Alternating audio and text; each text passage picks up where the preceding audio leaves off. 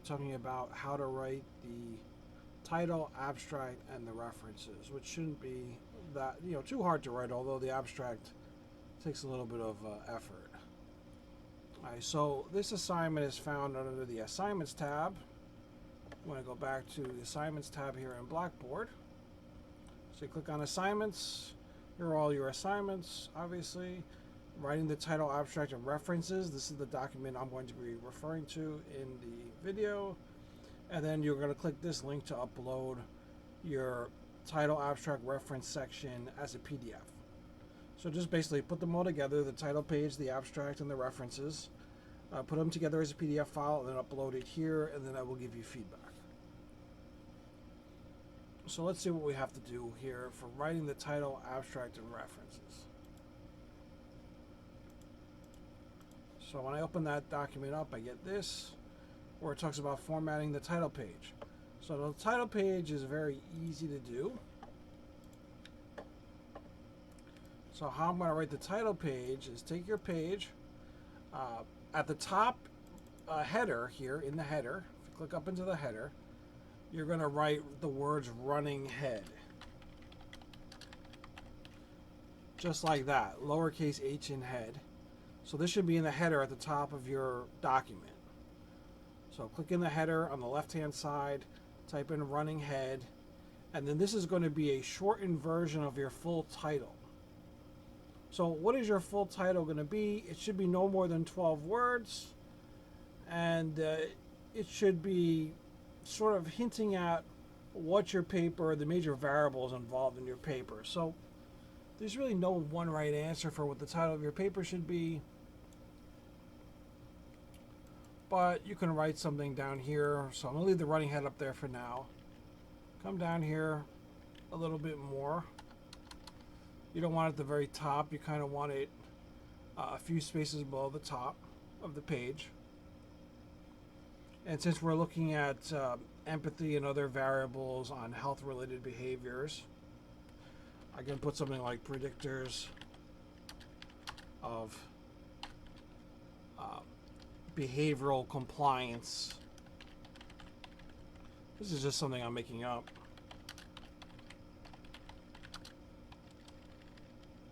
Got to spell it right, obviously. In response to the COVID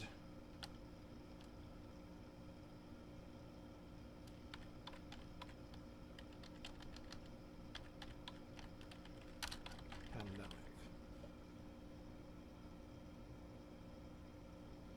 Something like that. Because that's what we're looking at. We're looking at behaviors that are predicting COVID or health-related behaviors during COVID, like mask wearing and social distancing and vaccination, all those things. Center it like that, right? And then we want to have our name, full name below this. So double space it. Full name below this.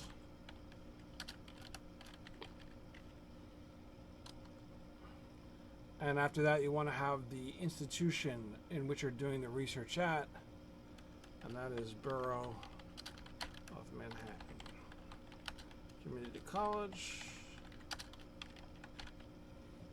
And that's your full title, your name, and the institution in which you're doing the research at.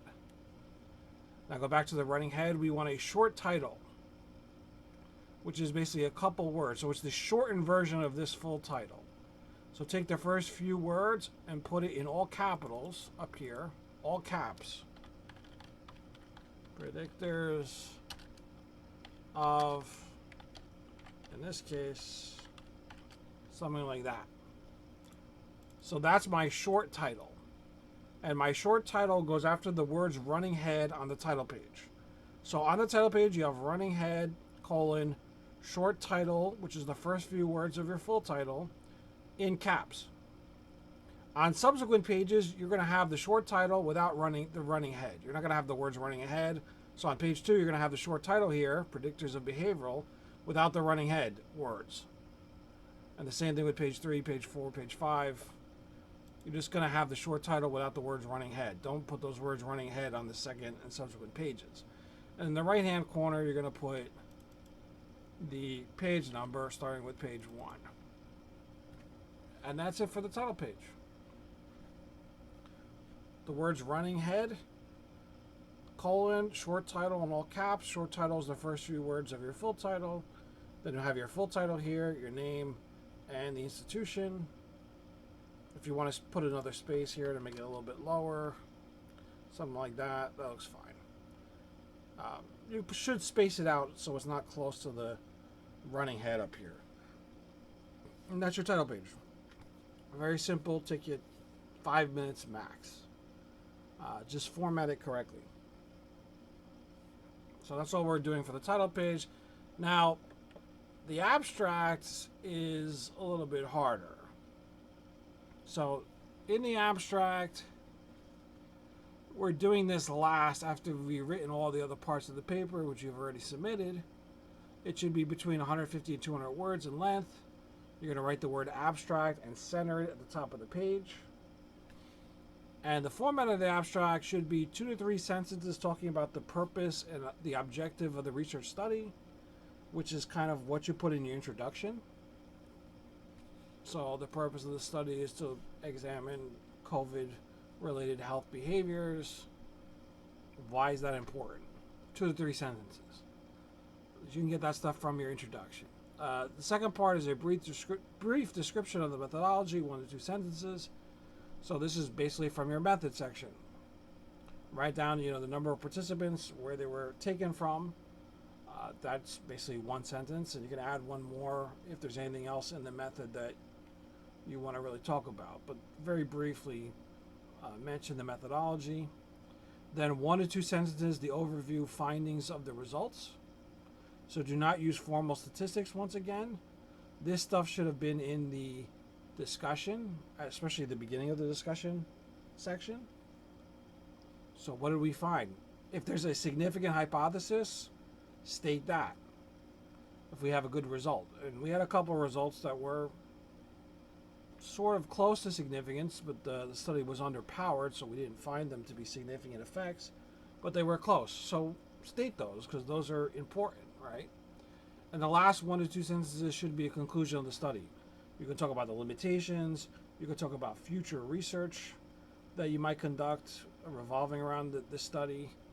Obviously, this study, the class study we did, was flawed. I created the survey. You guys filled it out. It's a very small sample. The sample is limited in other ways. There were a lot of problems with it, right? So you can mention that in this 1 or 2 sentences if you want, but just give me a summary conclusion. What did we find in the study? Do not use the words I, you, we, are. Those words are editorializing, so we don't want to make this seem like a blog entry. We want this to be like a professional abstract, so it should be very formal. Here's an example of an abstract written about this article, the effect of job stress on clinical health outcomes. So to see where we're going here. Approximately 15 to 25% of the U.S. working population is classified as high risk for job stress. It's pretty common knowledge, right? This type of stress is known to exert a psychological toll on workers. However, less is known about the impact of job stress on physical health and how current findings translate to clinically relevant outcomes in everyday life, such as susceptibility to the common cold. These 3 sentences introduce the problem and why the problem is important. So this is kind of the stuff that framed the introduction. So you're introducing the study and why the study is important. In an ongoing daily diary study, 68 adults, 37 females, completed measures of job stress and upper respiratory infection symptoms every day for 8 weeks. This is the methodology. You see how the number of subjects was mentioned and what they did in the study. So 1 sentence gets across the whole methodology of the study. Preliminary analyses show that males who had busier days at work on average also endorsed a greater number of total upper respiratory infection symptoms.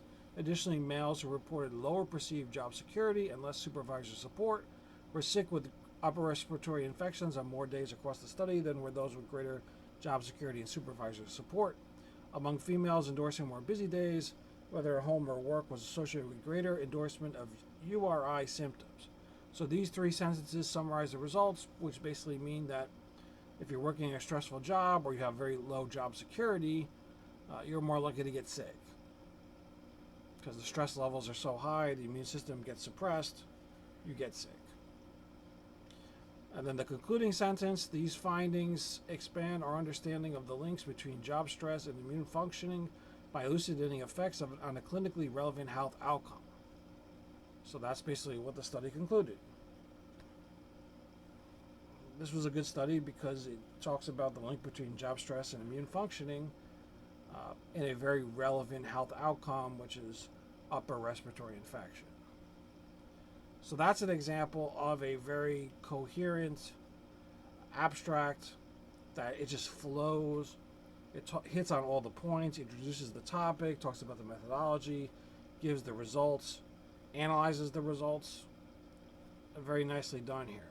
Very compact to the point. So if you read this, you already know what the whole study is about.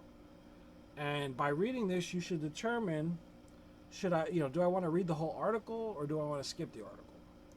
So a lot of times when we're looking up articles to research and articles to include in our papers that we write, our manuscripts, we need to skim abstracts and find things that are relevant for us. And so that abstract has to be really to the point. It can't be too long.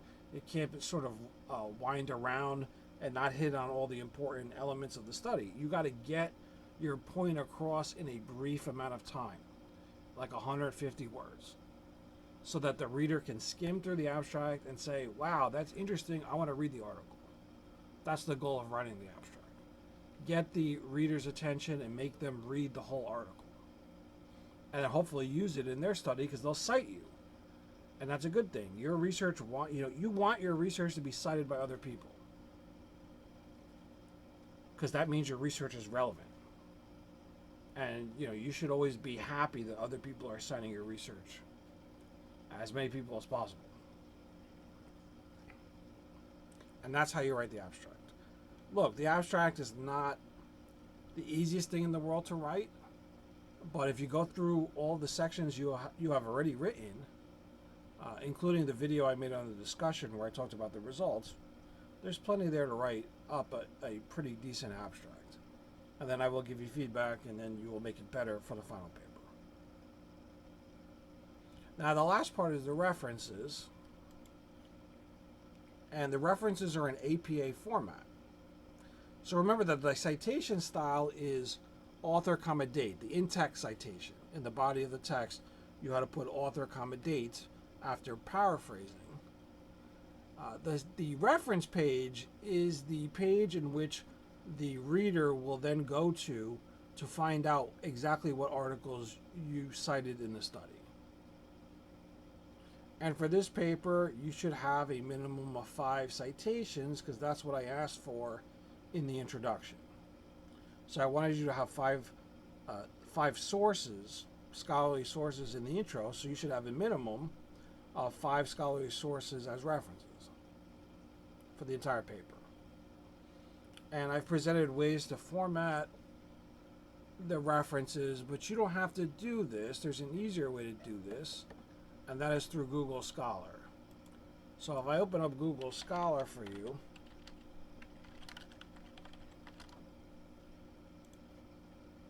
you can type in the article you want to cite. So let's put empathy as a predictor of vaccination.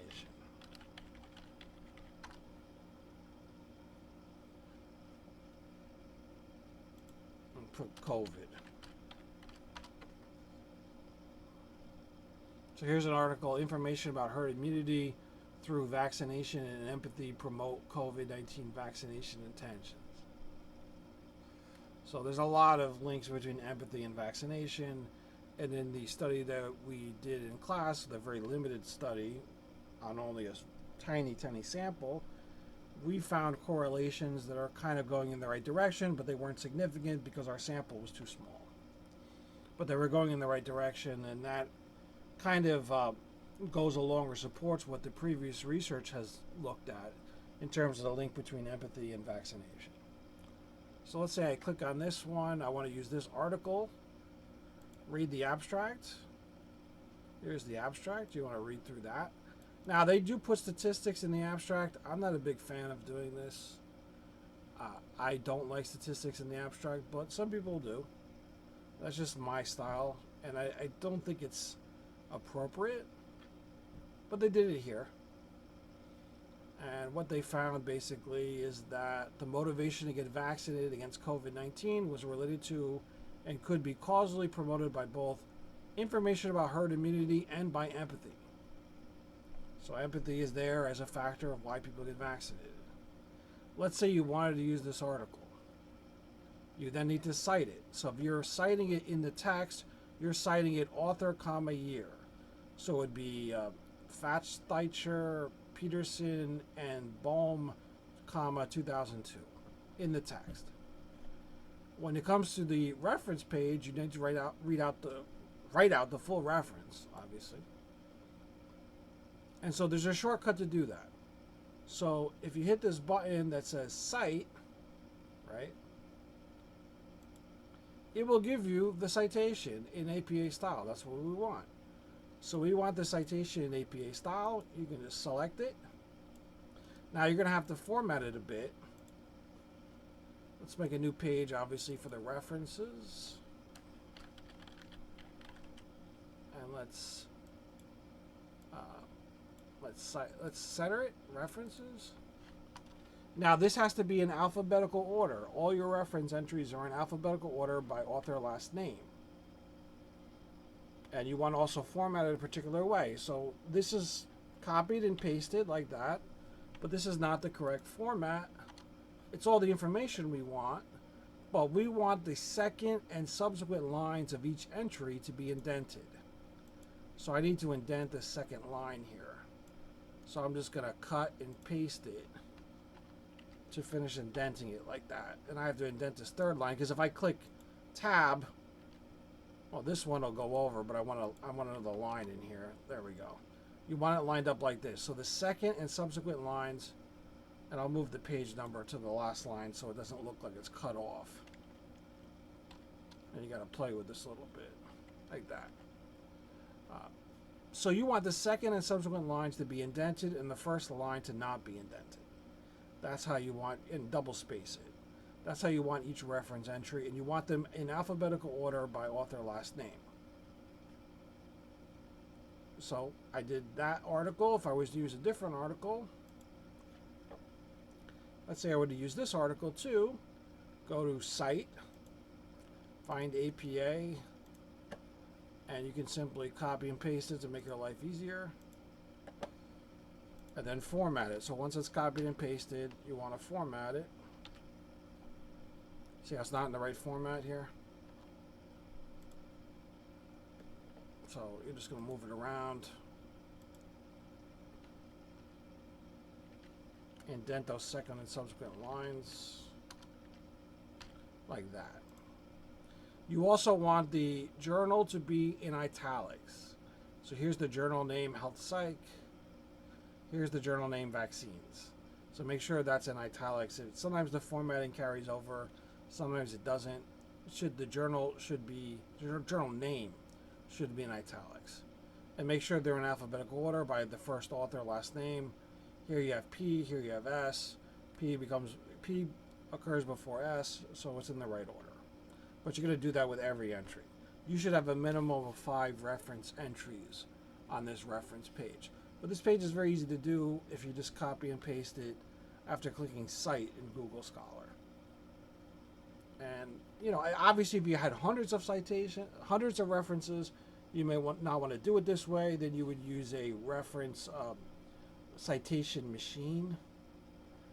These online websites that you can store all your citations in, and it'll cite it for you, like a citation maker. So, but in this case, with only a handful of references, you can just copy and paste out of Google Scholar. Make sure you select APA format. And that's pretty much it. So you're going to have a title page on its own page, right? You're going to have a next page is going to be abstract. write your abstract out, and then on a separate page you're going to have references, and then write all your references out like this, save it as a PDF, and upload it to Blackboard under assignments. So under the assignments tab, you'll see this place to upload it, turn it in, and that's it. You're done. And it shouldn't take you that long. The abstract might take a little bit of time to come up with something that sounds halfway decent, but everything else shouldn't take you that long at all. And please submit it here by the date that I requested by, and make sure it's in PDF format so I can actually scan it through, turn it in, and write comments on it. And I'll get you comments and feedback, and then you'll edit it for the final paper. And then the final paper, you're going to submit everything together, the whole manuscript in the right order. I wrote the results section for you. Everything else you wrote, and I've given you feedback on, or will be giving you feedback on. And then make sure you take my feedback into considerations when you do the rewrite for the final paper. So that's it for this week. Hope everything's going well for you, and enjoy whatever time you have to yourself, time off, holiday time, etc. And I'll see you soon online. And if you have any questions, feel free to email me. Bye for now.